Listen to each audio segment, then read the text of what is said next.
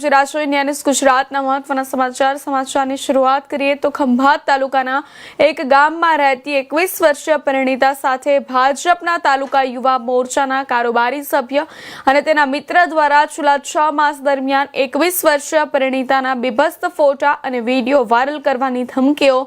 આપી બ્લેકમેલ કરી જુદા જુદા સ્થળોએ ગેસ્ટ હાઉસમાં લઈ જઈને અવારનવાર દુષ્કર્મ ગુજારી તેમજ દુષ્કર્મ આચરતા વિડીયો ઉતારી લઈ ધાક ધમકીઓ આપી પરિણીતાને શરીર સંબંધ માટે વારંવાર દબાણ કરતા અંતે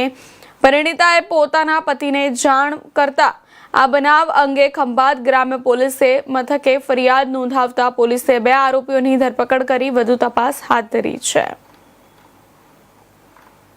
ખંભાત રૂરલ પોલીસ સ્ટેશનમાં નગરા ગામના બનાવ અનુસંધાને એક યુવતી પર દુષ્કર્મની ફરિયાદ નોંધાયેલ છે, જેમાં આરોપી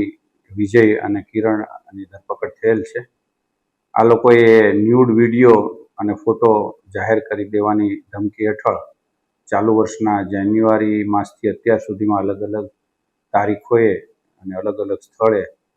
બળજબરીથી શરીર સંબંધ બાંધ્યા બાબતની ફરિયાદ નોંધાયેલ છે। ખંભાત રૂરલના પીઆઈ શ્રી આની તપાસ ચલાવી રહ્યા છે અને વૈજ્ઞાનિક ઢબે પુરાવાઓ મેળવી અને